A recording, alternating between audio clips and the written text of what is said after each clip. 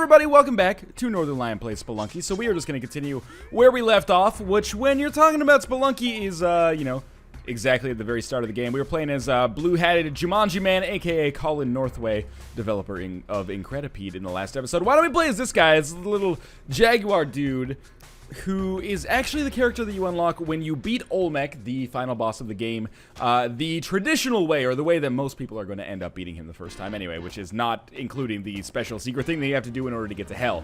In any case, or I should say special secret things that you have to do in order to get to hell. Hopefully, his presence will remind me of the fact that, you know, just because I'm bad at Spelunky now doesn't mean I've always been terrible, at least at Spelunky. There have been times when I have done reasonably well, and in fact, you know, I can't really complain about my progress in the PC version of the game relative to my progress in the Xbox version of the game. It took me like 60 episodes or 40 episodes to ever be able to beat Olmec. Oh, be careful. In the in the Xbox version of the game, so to be able to do it, well, I mean, I didn't do it on camera, unfortunately, but to be able to beat Olmec on my third run, or something like on the first day anyway, shall we say, means that, you know, I'm maintaining a little bit of the Spelunky skill that I've hopefully gained over the past year or so. Now, that being said, the chips are stacked against us. We did have a good run on the last run, basically failing because I did not have a means to do damage to Anubis. Oh, that was really dumb of me right there. Yeah, I didn't have a means of doing damage to Anubis, that enemy, in the first level of the temple, reliably at least. I threw some dudes at him, I threw some bombs at him that just kind of bounced off. Didn't really work out all that well for me. Now, normally, that was kind of an aberrant situation, believe it or not, or an aberration, because you typically end up getting paced by that point in the game, paste obviously being the item that allows you to affix bombs to surfaces. Normally you get that way earlier by killing what I like to call a grandfather spider, which is essentially just a big spider that is encountered on a lot of levels, but we, for whatever reason, didn't run into one, and I never bought it, or I never had the opportunity to buy it. I'm not sure which of those is the accurate way of describing the situation, but either way, that's over now. Let's not worry about it too much, I guess. Now, there is a little bit of gold for us to get here. We also got the damsel. I would say, until that happened, and by the way, that was a terrible mistake, but I did hit down to try to pick it up. Instead, I ended up whipping it, I think, as I was facing the wrong direction or something. But apart from that, still a reasonably effective first floor. So I've picked up a new item. This is the web gun, and it is garbage by my opinion, or in my opinion. But some people, I wouldn't necessarily say swear by it, but think it's a decent item. What does the web gun do? You shoot it, and then it creates a web. It can trap enemies, which is really useful. It can also be used to trap bombs, I suppose, or anything else. You could be used to trap you when you're falling, although I don't know how I would use that effectively. I guess you could use it also to climb up a little bit more effectively, but I'm actually going to spend big on this shop and pick up the climbing gloves as well as the compass. Climbing gloves will pay for themselves. Compass, or sorry, I didn't pick up the compass. Climbing gloves as well as the bomb bag. Here's what I'm thinking. If we shoot this, like, into the air, I can probably make this jump a little bit easier for me to get. I'm not sure, though. I guess it has to explode on something. It can't just explode in midair. Maybe we'll just fall down then. There's no reason for me to go over to the left anyway, except to trigger the spider. Okay. Good news. That was way easier. So I did spend there's a grandfather spider, for example. Holy shit, who would have thought? Luckily we didn't get comboed into oblivion there. But anyway, we are going to try to kill this grandfather spider. That bomb should be good. That'll give us paste as well as some gems. All is not lost on this run yet, but certainly, yes, we do have a, you know, the chips are stacked against us to a certain extent. If we drop the gun down here, that will... Oh, there's a live bomb there. Thankfully, that's not going to blow up Monty, though. And we'll carry him through to the exit. But in the meantime, we're getting the gold back that we spent. This is what I was going to talk about earlier. And we're also... Oh, don't kill him by accident. We're also getting some bombs back, which is great because, you know, in spite of the fact that I bought some, you know, we're dwindling a little bit. It's always nice to have more bombs. And more health, actually, is the most important thing here. So I will take the... oh, be careful with this. I will take the web gun with us. It's not an item I think I've ever used effectively, but it's worth holding on to, I suppose, unless we can get something that is a little bit... offensively more capable, and for now, who knows, maybe we'll find some unique circumstances where it's effective. Mostly, it's just the fact that I have it, and we get the compass there, which will point us to the exit. The fact that I have it means that I'll always remember to carry an item, and carrying an item is a very good thing when it comes to triggering arrow traps and other assorted nonsense. So there's a kissing booth. We could buy a kiss from Monty, but remember, we are trying to get to 50,000 gold, and that is no small feat, which sounds like something that you'd see on the storefront of a very short-sighted restaurant. But anyway, there is a key down here. 50,000. Oh, be careful. This is really scary. 50,000 shouldn't be that hard, but I've been wrong before. Hopefully he is trapped. Don't get hit. Don't get hit. Hopefully that scorpion is trapped there. I am trying to get this extra 1,500 gold. He was not trapped, in fact. But that should kill him. Good. Scorpions take 2 hits to kill unless you have the spike shoes. So this is all for a fairly paltry sum of gold. Oh, that hit me? Are you kidding me? Am I just going to get comboed forever? No, I actually managed to escape. Okay, now on levels, this is a little Spelunky trick. On levels where there is a kissing booth, there cannot be a like an actual damsel that you can use for free. So that's just good marketing by way of the shopkeeper, I suppose, but also a complete pain in the ass if you are trying to get extra health. Now we could steal the dog, which is not necessarily a terrible idea. Is there just a way down here? Yeah, maybe. I can't really look that far. We obviously have to take the key with us, but I'm looking for where the chest... Okay, it's right there. That's good. This is the most important thing for us on this floor. Oh, I have the climbing gloves. Totally forgot. So we can easily get this. This run has gone a little bit more... let's not mince words. It's gone a little bit shittier than all of the runs that we've had before on camera. Prepare for this to be the norm. I am not necessarily... That was awful. I'm not necessarily the world's greatest Spelunky player. In fact, I'm not even a good Spelunky player, really. So, again, keep in mind that... Let's toss a rope up here, basically, just to trigger this. I know there's a ladder there, but we had to trigger the thing to fly. Now, my number 1 nemesis is myself, but my number 2 nemesis is not paying attention and these spiders falling on me. So we're going to try to be a little bit more diligent about that in the future. There's more crates up here. Terrible chill runs up your spine. Please don't fall on me. Spider!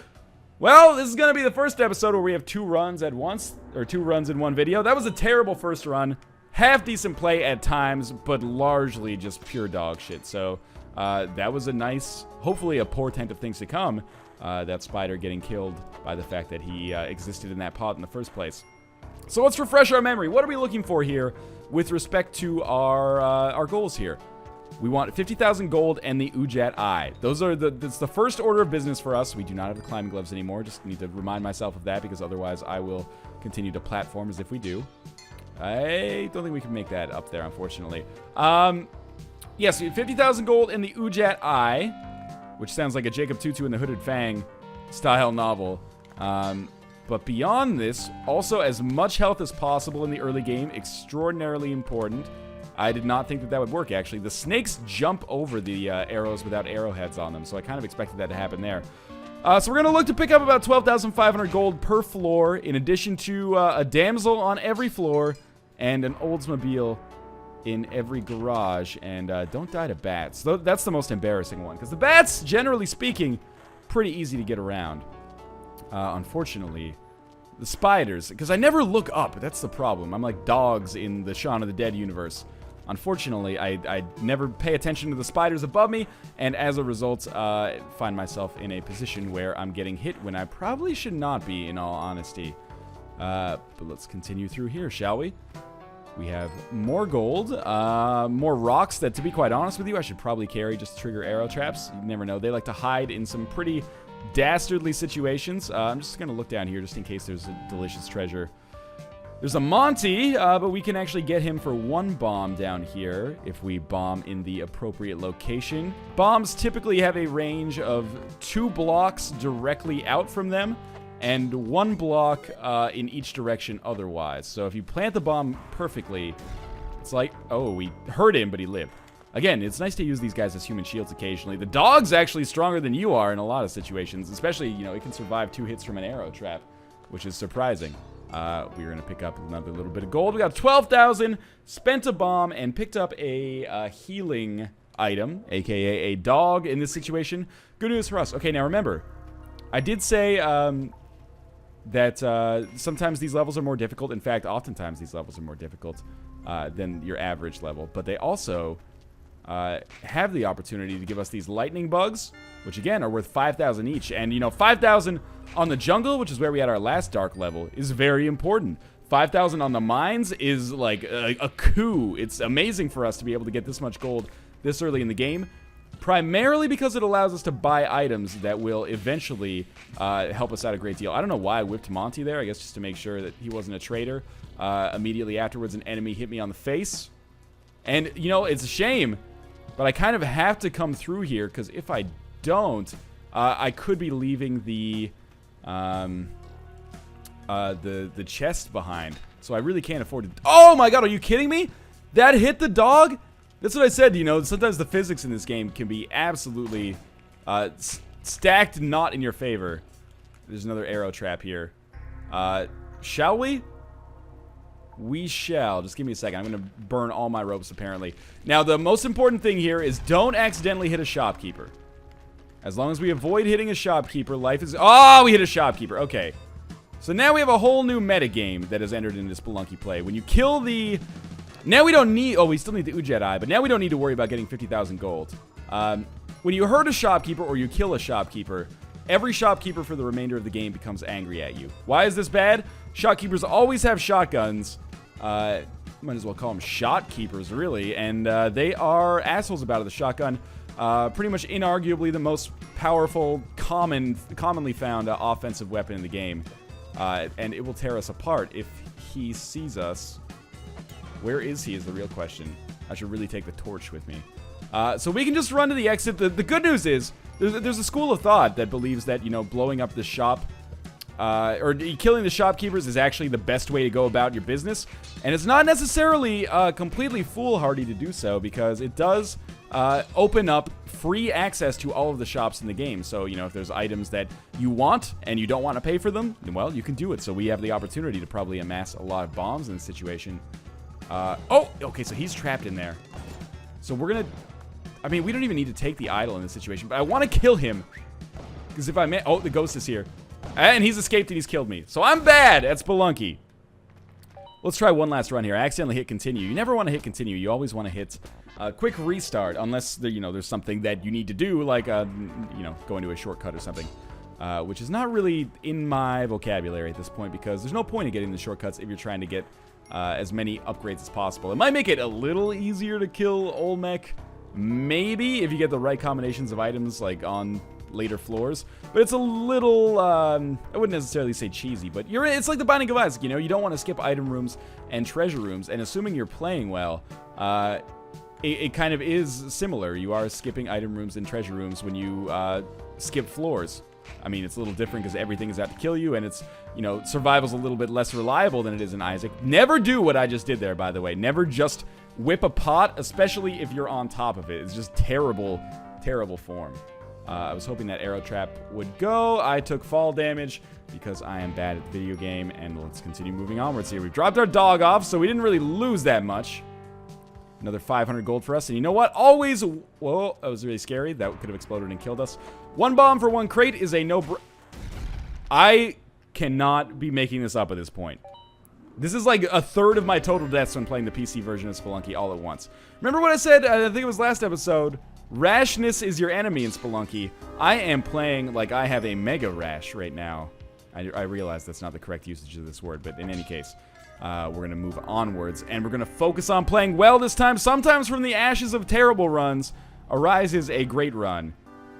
And is this great run going to be the great one? Is this one going to be the great run? I have no idea. We shall see momentarily, though. Probably literally in moments, because there's a decent chance that I will just die right off the bat. But, you know, good first floor here. Lots of treasure. Not too many things seem out to kill me right off the bat. That is a real nice setup on Monty here. Believe it or not, we're still going to be able to get him without him dying and without us dying. And all it's going to take is a single rope, which is a pretty solid deal, all things considered, especially when there's a crate up there. So Monty's going to get hurt, don't get me wrong. Oh, and there is a mattock up there, which is beautiful, because we'll be able to use that to pick up a ton of gold as well. In fact, we'll use that as much as we can on this floor, just to break open some new areas for ourselves. If I can avoid using it too much, For blocks that don't have any gold in them, that would be great because I don't want to accidentally cause it to blow up too early. Let's just break open this. And again, if this only gives us 4,000, 5,000 gold as a result of its contribution, that's still A-okay in my books. Sometimes it's better to save it until you get the Ujat Eye, because the Ujat Eye does allow you to see gems. Another item called the Spectacles allows you to do that as well, but I like to use it as much as possible because it does put us in a position where I have more gold than one might expect on an early floor. So, you know, we didn't really pick up a huge amount of gold as a result of this. I wonder if there's any sizable gold chunks up here. It doesn't necessarily appear so. We can come up here and do a little bit of mining. In fact, we should mine into this area. Watch out for that. Those are still subject to physics, and they will fall on your head and knock you unconscious. There's a little bit more gold. I'm wary about the ghost coming at this point. He's probably going to be here in like 10 seconds. And you can do a little trick if you go on the edge and then you come out like this. More gold for us. And that's probably going to do it for this floor. That's going to take us to like 15,000, maybe even a little higher. 15,500 on the nose. All right, so good first floor. Much better. We've got extra bombs, we've got extra money, we've got extra health, and we've got the Matic. And on this floor, we actually are going to have the opportunity to pick up another Matic, which is fantastic. Snake pits are extraordinarily valuable as a result of the fact that you can get Matics from them. So each Matic tends to give you, you know, somewhere on the order of like 10,000 gold if you play your cards right. So especially if you have the Ujat Eye at the same time, and that's what we will be on the lookout for here. There is indeed a treasure chest because there is a key. And where there's keys, there's treasure. I'm not going to take the Matic down with me. I'll use ropes to get back up if necessary. I will... we can always mine our way out with the other Matic, is the thing. We don't need to kill that snake. This is what I mean. I always, you know, insert myself in situations where I'm not needed. Like, there's no reason for me to go in there and kill that green snake. No reason whatsoever. So, it was really stupid of me. But for 1 health, we will be able to pick up... Sorry, for 1 bomb, we will be able to pick up the Matic again at the bottom of this. And we bombed our way through that, which is arguably more important as we look for the treasure chest that matches our... Ooh, careful here. That's a scary situation for that key to be in, but it's okay as long as we do that. Okay. Oh my god, are you kidding me? I hit the button to... Well, you don't even hit a button. You just walk into the side. I think that's going to do it for this episode of Spelunky, honestly. That was just a parade of failure. As always, thanks for watching. I apologize for not accomplishing anything of note here. I'm admittedly a little bit ashamed of myself and a little embarrassed. But that's the way it goes in Spelunky. Feast or famine sometimes, I suppose. As always, thanks for watching and thanks for your support on this series so far. Whether or not I deserve it is another question that is open for debate. As always, thanks for watching, and I will see you in the next episode.